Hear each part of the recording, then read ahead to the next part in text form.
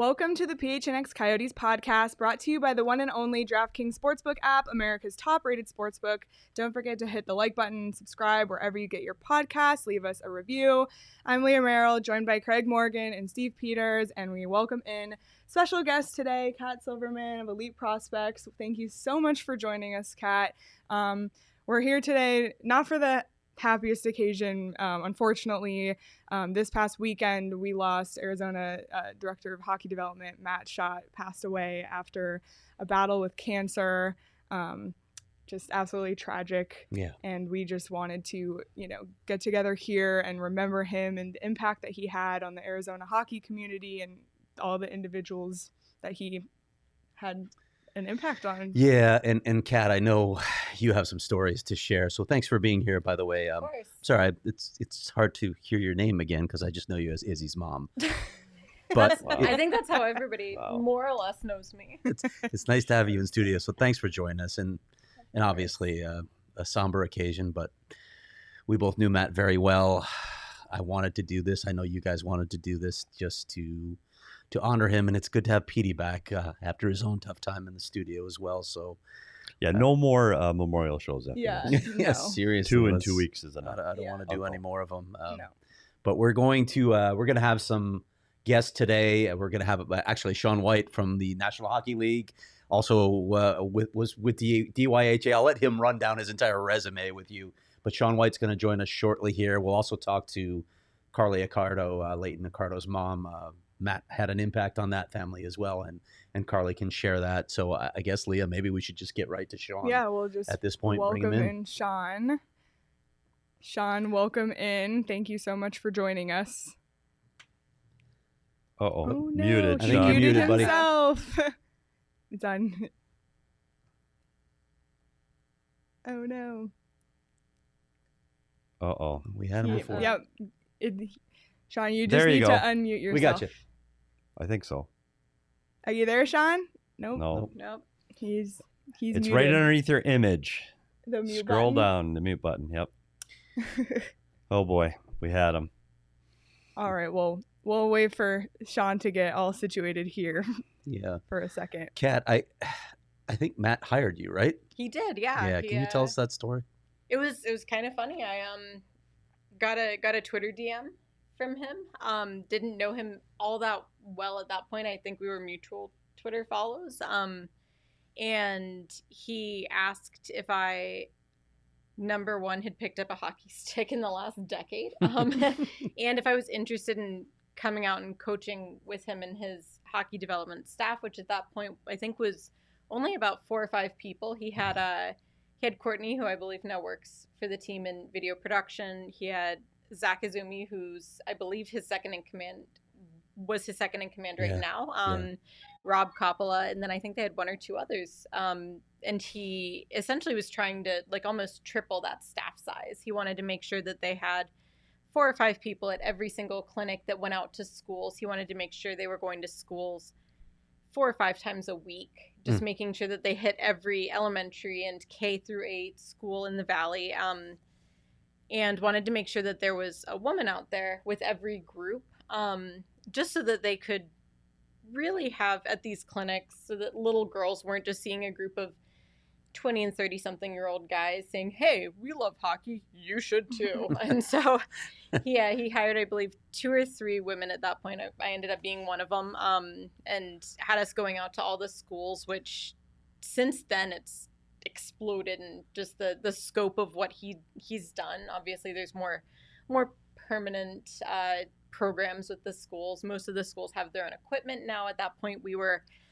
driving around the team van, which was this little mini U-Haul that had the team logo painted Nice. on the side.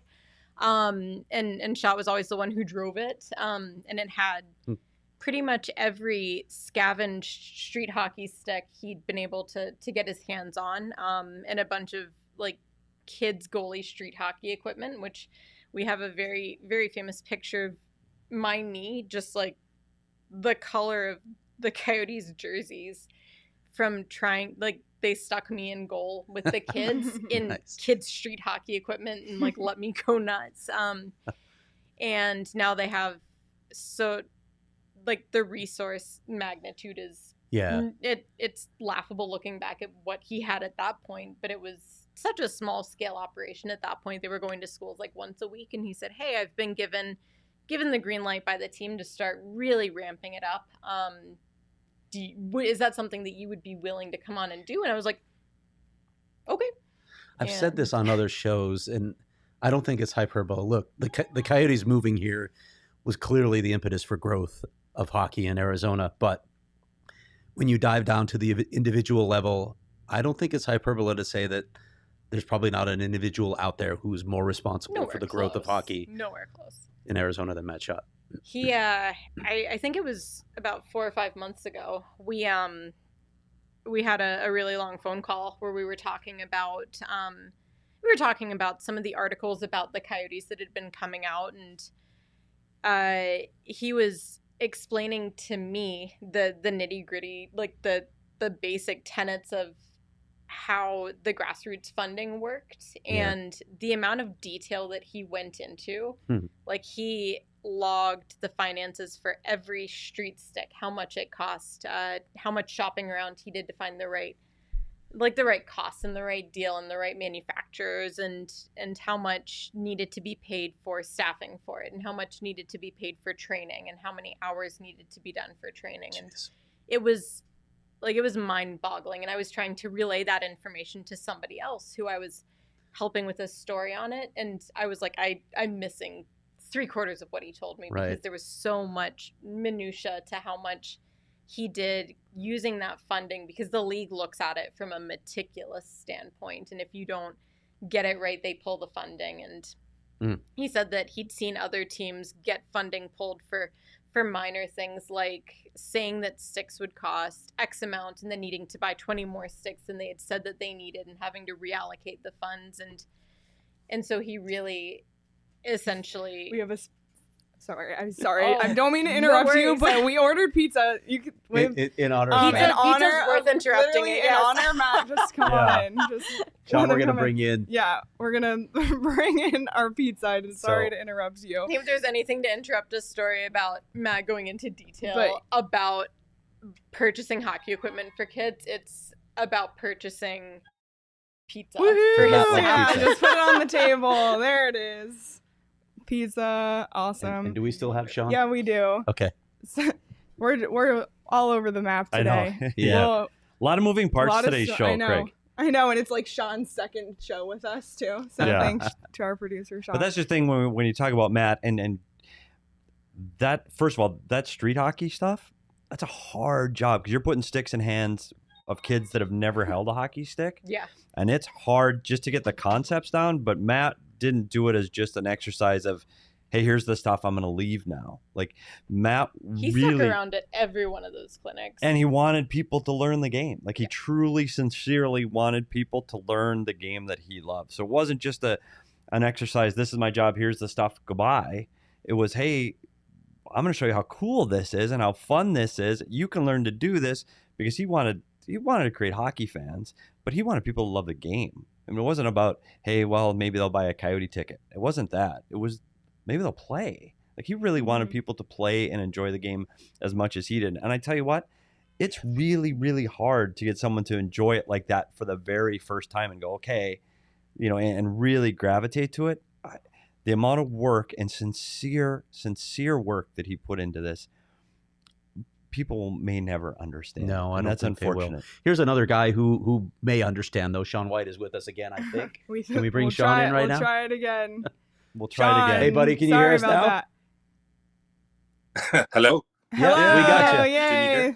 Thanks, Sean. All right, you can hear me? All right. We can hear you, Sean Whyte. Thank you. Sean, you shared a few stories with me, but if you could take us back, how did you meet Matt, and how did the relationship grow from there? Yeah, I took over the Oceanside Ice Arena hockey program, which is Desert Youth Hockey Association, in 2008, and I met Matty there. And right off the bat, we hit it off, and just because he was so genuine and loved hockey as much as everyone knows he did, and then it was years later that I had him come into the association. He ended up coaching a few teams for me. Then we were on the state board together. Then I got the job with the NHL, and I was a regional director representing Coyotes as one of my clubs. And so he and I worked very closely together on all of the community programs. Amazing guy to work with. You guys were telling the story there earlier about how he was, working with different groups, schools, with just putting sticks in their hands for the very first time, these young kids. I actually got to be with him a couple times where we put on a clinic, a ball hockey clinic for Chinese dignitaries through ASU. Wow. Wow. And there was about 50 people from China, men and women that were in this program through ASU, and we had them at the gym, and I actually have a video of Matt explaining to them all about what hockey was about, running his learn to play programs, how to hold a stick, but he would only be able to say one sentence, one or two sentences, and then have to stop because then the translator would have to speak what he just said in Chinese. So it was I just watched it a couple times there over the last couple days, and because he was like, wow, that was really cool. I was speaking to people that didn't even understand English and teaching them hockey, and so it took it to another level of his passion to grow the game. Can you tell the Vegas story as well too? Because we've talked a lot about Matty's impact here, but Matty was always willing to go above and beyond. He was willing to grow fan bases and the sport in other cities as well. When the Vegas Golden Knights were first established and trying to get some traction in the communities, the NHL was helping with them in starting up some ball hockey clinics and getting out to the communities, giving balls and sticks to kids, running these clinics. And at one point, I was asked to come in and help run them, and knowing that they were pretty understaffed and I couldn't do it all on my own, I reached out to Matty, and right away he's like, yes. And then he brought a few of his guys, Zumi being one of them, and Jesse and Rob, and we all went out to Vegas. Went outside, it was blistering heat, 100 and who knows, 115 degrees, and we ran 5 1-hour back to back ball hockey clinics outside in the heat and just drenched. But after the 5th one, when we were done, there was nothing but smiles on all our faces and high fives, and I like, wow, we did it. And to someone like Matt and everyone that knows him and works for him or under him, they know that the teaching of the sport transcends across all aspects, whether it is ball hockey, inline, sled, special hockey, whatever, and across whatever NHL club. And when we would go to the Congress meetings where all the NHL clubs would meet up and share ideas and stories and things that they were doing well in their community, Matt was always one of the leaders explaining different things that they're doing within his community within Arizona and sharing those ideas so that other clubs would be able to take advantage of that and hopefully get those implemented within their own markets. So he's very, very selfless individual, very blessed to have known him and call him my friend. Last thing, Sean, because I know you're in Whistler right now and you're trying to escape a blizzard, right? That's coming to town. Yes. So we'll let you get on the road. But how do you possibly capture the impact that Matt Shott had on the Arizona hockey community? Honestly, I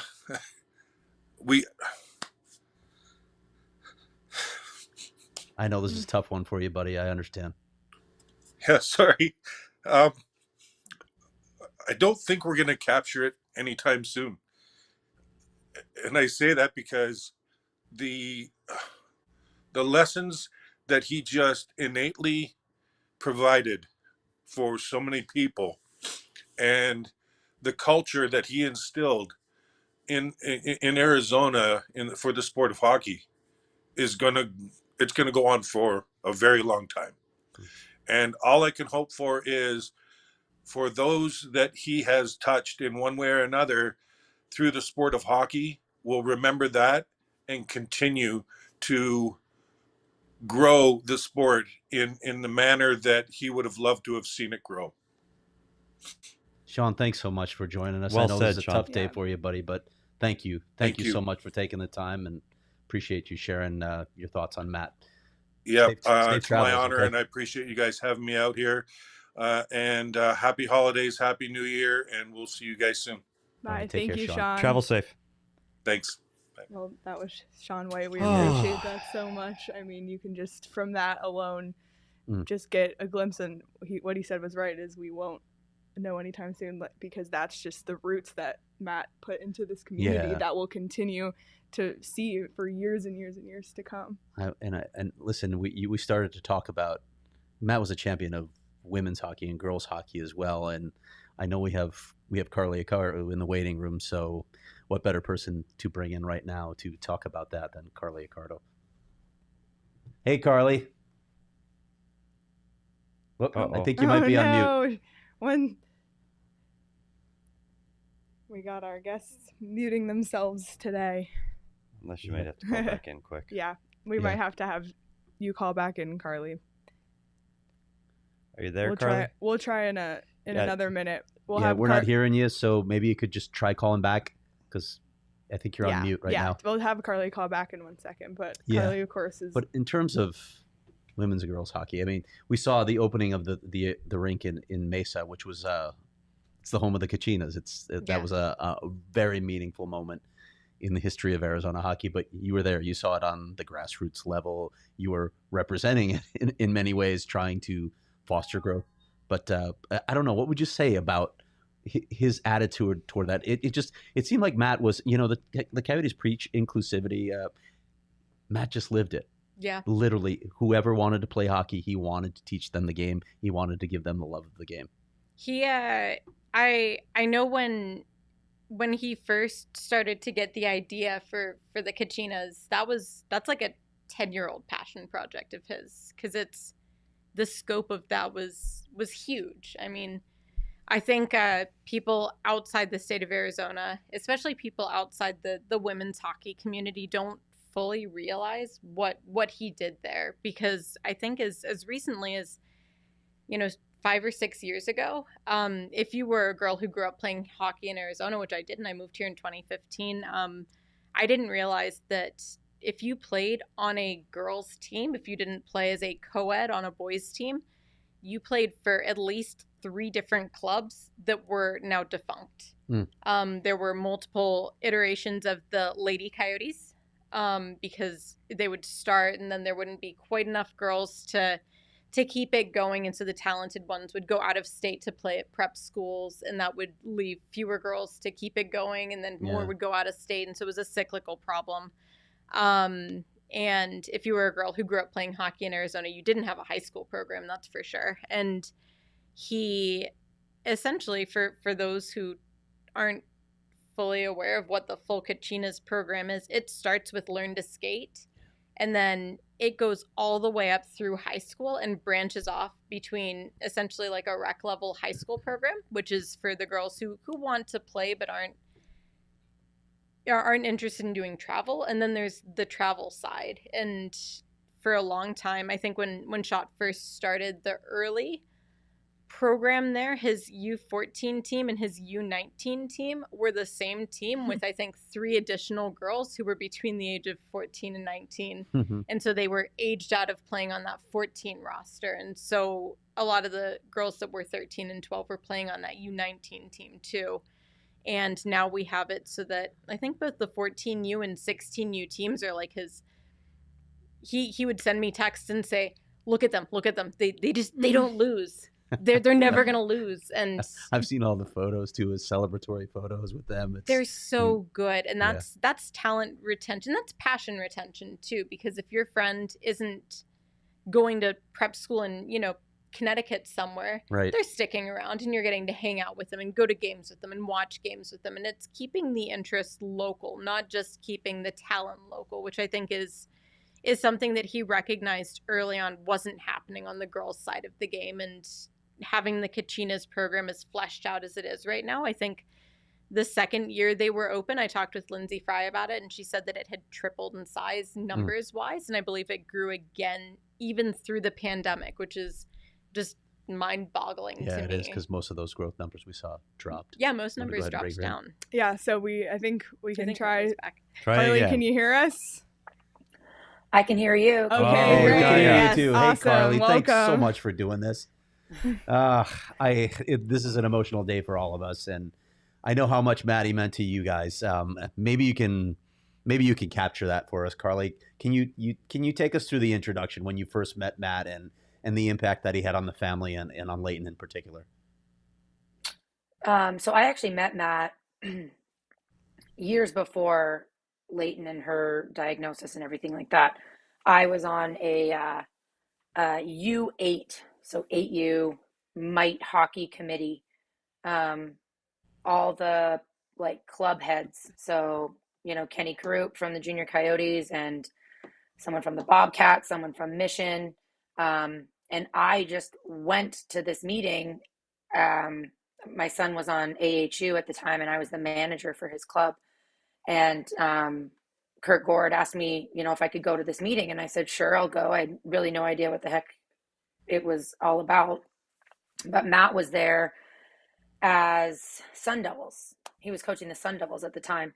And the mite committee was basically, we came together every 6 or 8 weeks just to schedule all of the club's jamborees.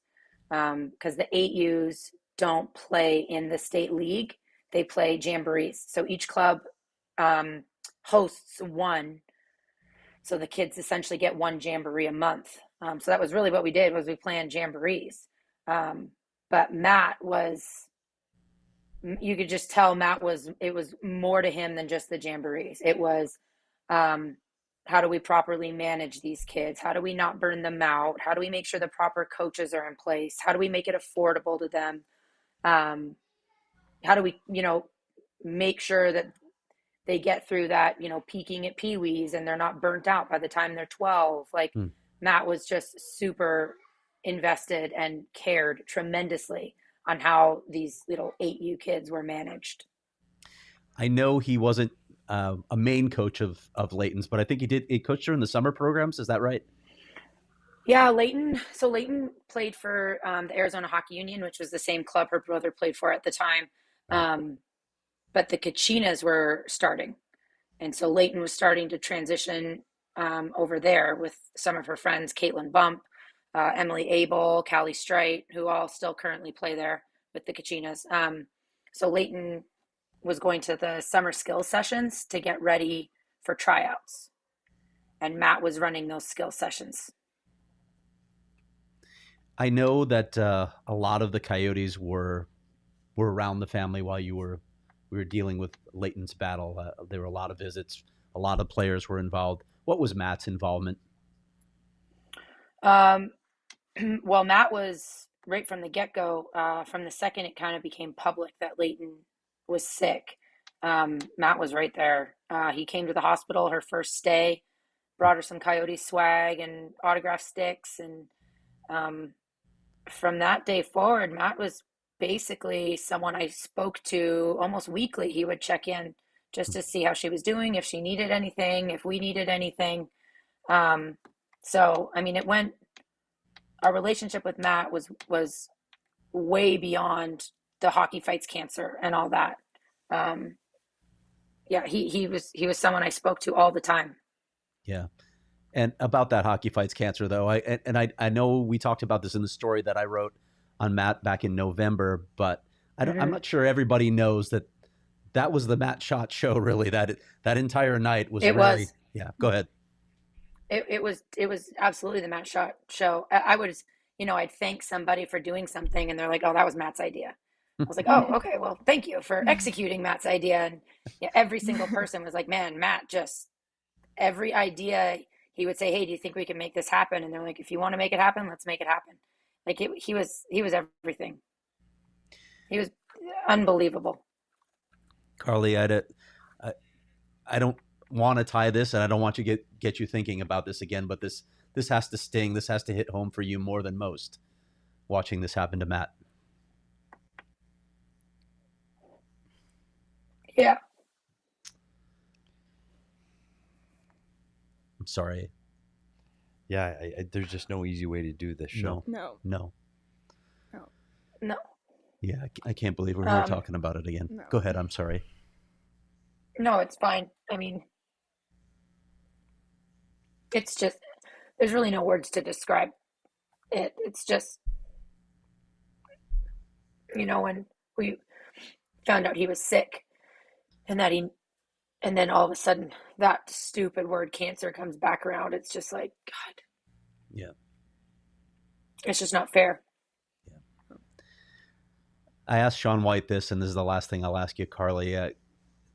How do you measure Matt's impact on this hockey community? How do you begin to measure it? I don't think you can. Like I was listening to your interview with Sean there. Yesterday at Ice Den Scottsdale, myself and Kenny Carup ran a free mite jamboree. It was funded by the Arizona Amateur Hockey Association, and 8 youths from every rink, every program, whether they were house or travel, whether they were just out of Little Howlers or an initiation program at Gilbert or something like that, they all came together, and we had four rounds of games. So we had about 160 kids play for free yesterday. And before each game, we had a moment of silence for Matt, and I said a few words, and I told those kids, like, some of them don't even realize that Matt has already impacted their hockey career. Some of them, whether it's through the Little Howlers program, or maybe they were one of the kids at school that Matt came through and they were playing ball hockey in the gym, and that kid said, wow, that was a lot of fun, I want to try hockey. Or maybe they were at an event that Matt put on with the Coyotes, and they saw Howler, and then they went, oh, I want to follow the Coyotes, and now I want to try hockey. Like, they don't even realize that Matt is behind the scenes on almost every single thing that they're doing. And some of those kids are probably playing hockey because of Matt, and they don't even realize that Matt is the reason they're playing hockey. Yeah. Well said, Carly. Carly, I know this is an emotional day. I really, really appreciate you joining us today to share. Of course. Okay. Like I said, I'm always happy to talk about Leighton. I'm always happy to talk about Matt. And, people that had that sort of an impact and did that much good with their short life, they deserve all the attention. And if we talk about them every day, that's good, because it keeps their legacy, it keeps their memory alive. They don't get forgotten. Yeah, absolutely. All right, Carly, I hope you have a happy holiday, you and your family. Jeremy, say hello to everybody for us, but have a happy holiday, and thanks again for joining us. I will, but just before I go, guys, I heard you talking about the 14 Ukachinas, and they are now 7th in the nation, just so you know, for Tier 2. Incredible. That is fantastic. Another part of Matt's legacy. Yes. Yeah. It Yes. is. Yes. Awesome. So now the goal, I know Matt wants AAA status for them. He wants Tier 1. So It's going to keep happen. doing what they're doing. Oh, 100%. 100%. But I wanted to make sure you guys knew that. Yeah. They are now 7th. Love that. Thank you. All right. Have a good Christmas, you guys. You too, Carly. Thanks. Take care.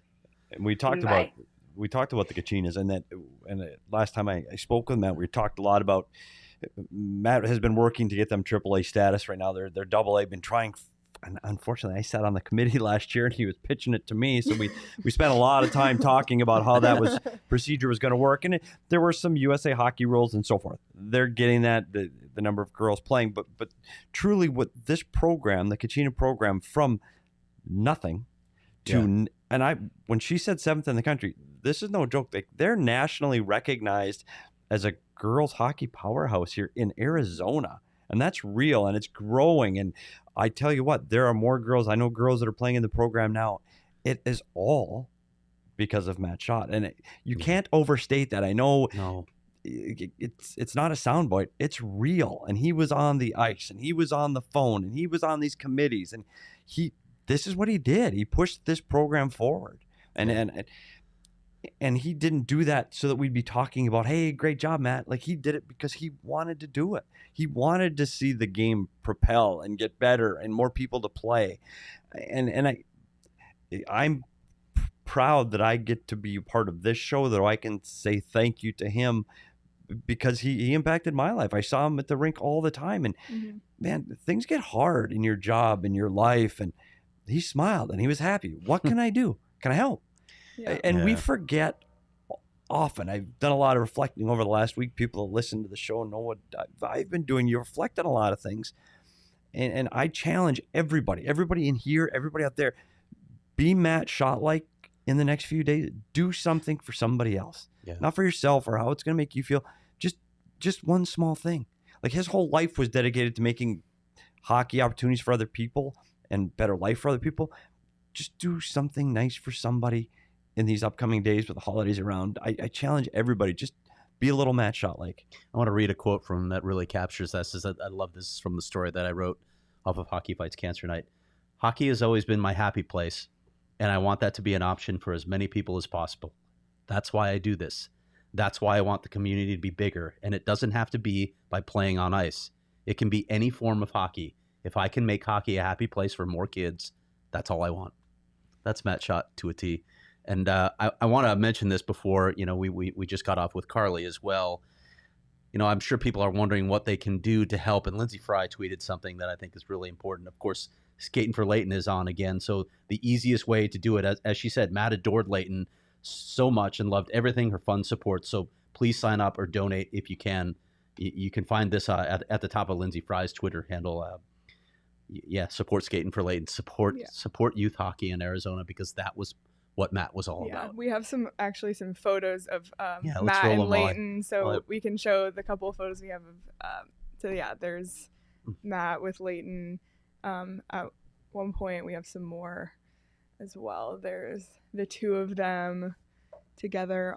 Also, we got some pictures of him. Kills me. Kills me. With the Kachinas, with the girls. Just like all the pictures, just him on the ice, him with the Kachinas, him with Leighton. There's just so many you could just see from the images, from the people we've talked to, from just that quote, just the absolute impact with there he is with Shane Doan and Junior Coyotes, just like on every level, from the Coyotes to young girls and boys. Look at that. I love this photo. Just like the pure joy on his face there. I think it speaks volumes that you mentioned that there's a very real possibility that they're only a few years away from hitting AAA status. And when he first started the Kachinas, it's not like Arizona didn't have women who became successful hockey players. We had Katie McGovern, McKenna Newkirk, Kalia Johnson played here down in Chandler when she was growing up. Obviously, Lindsay Fry. We even had some that played at ASU with the program, like a Jordan Nash Bolden. She's a goaltender who now I believe helps coach down there. With the exclusion of Jordan, who I believe only played at the ACHA level, all of the women who played here in Arizona, when they committed to college, committed from other states. They committed from Minnesota, from Massachusetts, from essentially the north and from the northeast. And he texted me, I want to say it was last March, and told me that the first girl who had gone through youth hockey in Arizona without interrupting to go play elsewhere had committed to play an NCAA program. That's unbelievable. Wow. Yeah, that's another. Yeah. Having an Arizona trained girls hockey player going into the university. Right. It's always been the dream, right? You don't have to Yeah. leave the state in order to fulfill your dream. You can just play all the way through And the year. that was his goal. Yeah. I mean, we'd gotten closer to that with essentially boys hockey. We hadn't gotten quite to the point where they were going directly from playing Arizona hockey to the NHL, but Austin Matthews played here for quite a while before moving on. guys who were going on to play at D3 schools and who were going on to play at powerhouse ACHA programs were essentially trained here throughout. And the girls' programs, I mean, they were leaving as soon as they turned 13 or 14. It was essentially that 14U was the cutoff. And so for him, that was where he wanted to see them stick, and he wanted to entice them to stick. And that required getting at the grassroots level. Like, I don't think people realize how many of those players he knew well, and he had to convince girls to stay here and take a chance on staying with the Kachinas instead of going to play for a prep school. And that's a huge risk to ask an athlete, to say, hey, please stay around. Believe in what I'm doing here. I promise it'll pay off. And I think it speaks volumes that they did. He got enough of them to stick around that they're fantastic now. And I think that sums him up.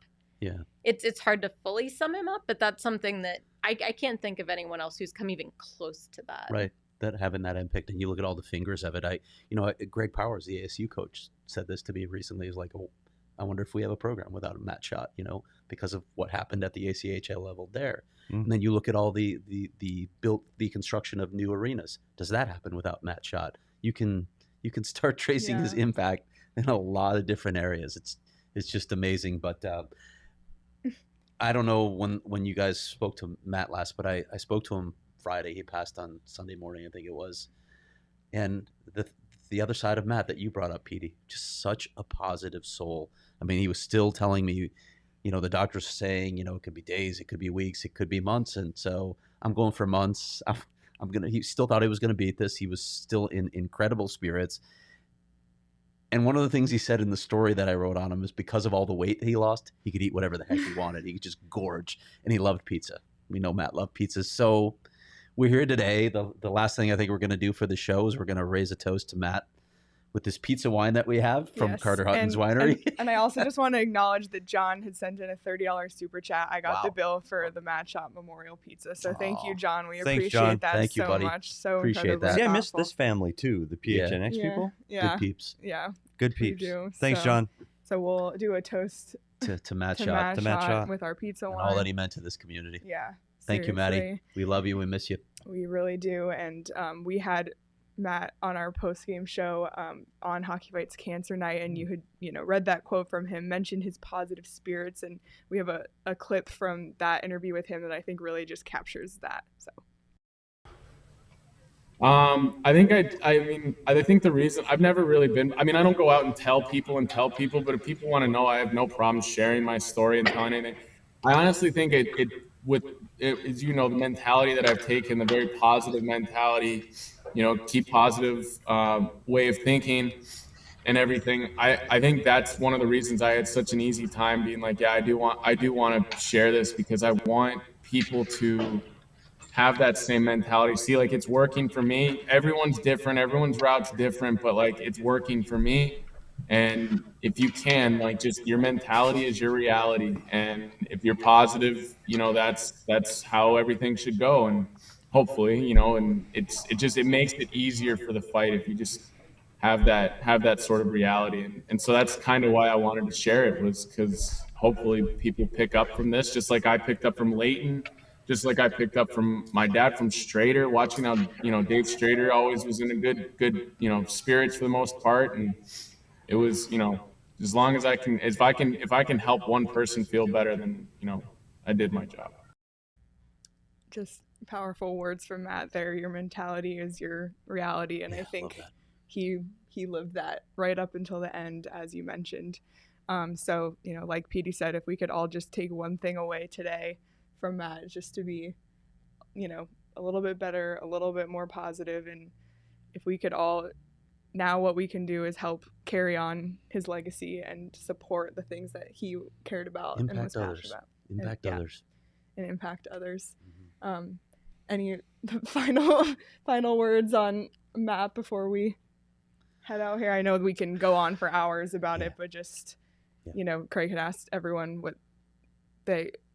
fully captured him. Kat, I wanted to give you the opportunity to give your words if you can. I think both Carly and Sean kind of summed it up, that I don't think we're going to know just how much he impacted for years, because we see what he did with the Learn to Skate and with the Little Howlers and with the Growlers program too. I know somebody in the comments was saying that that's the reason they learned to play hockey as an adult. And I think we won't fully see just how many people he got into the game from a standpoint of seeing how they then impact the game, and how they, like I said, sitting down and watching the game with their friends, taking their friends to games, getting involved in the sport. We're probably not going to see the impact of that for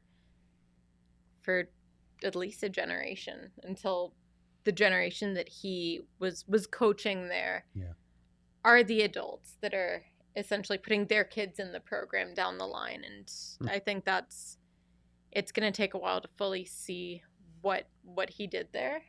But it's crazy to think, like I said, it's laughable thinking about how it started when he was first put in charge of this dinky little program with the team that went out to schools in groups of 2 or 3, and where it is now. Thinking about how much momentum he gave it to continue growing in the future. And I just want to say, people look at different things as what's important in my life. How much money I'm making. Where's my job? When it comes to hockey players, there are a lot of people and coaches I've worked with that we got to win. We got to win. The most important thing is winning. Well, it's not. It's not. When you've played your last game and you've done your last job, or you are here, what you want is you want people to remember what you've done. And if somebody goes and says something nice about Matt Shott, like this, we will be talking about Matt Shott forever in Arizona hockey. He didn't do this for the money. He didn't make a lot of money at that job. He worked harder, I tell you, than what they paid him. No offense to the guys at the Coyotes. Never about the money. Never one time about that. It was about the hockey. And again, I came here with a different attitude today. Got a lot going on, and I wasn't in the right place. And when I leave here, I'm going to be better than when I came in, because I saw him and he was better. So I'm going to do my best to be better. Yep. Well, I thank you all so much for being here, being part of this. Everyone who listened and watched, we appreciate you. Thank you to Sean Whyte and Carly Accardo as well. Craig's story on Matt Shott is unlocked on gophnx.com. So be sure to check that out. I think it really captures him and his spirit. And, just continue to support youth hockey in Arizona, and we'll all work together to, carry on Matt's legacy. And just before we head out, I just want to remind everyone that our show is brought to you by the DraftKings Sportsbook app. So please sign up using the promo code PHNX, bet $5 on an NBA team, win $150 in free bets. When you do, DraftKings is safe, secure, and reliable. That's 21 and over, Arizona only. Gambling problem, call 1-800-NEXT-STEP. New customers only. Eligibility restrictions apply. See DraftKings.com/sportsbook for details. Again, thank you so much to everyone. I know this was an emotional show. I know it's been an emotional couple of weeks, for all of us here for a number of reasons. But, in the spirit of the holiday, in the spirit of Matt, let's all move forward. And like Petey had just said, we'll all leave today doing a little bit better. So thank you all, and cheers to you, Matt. Cheers.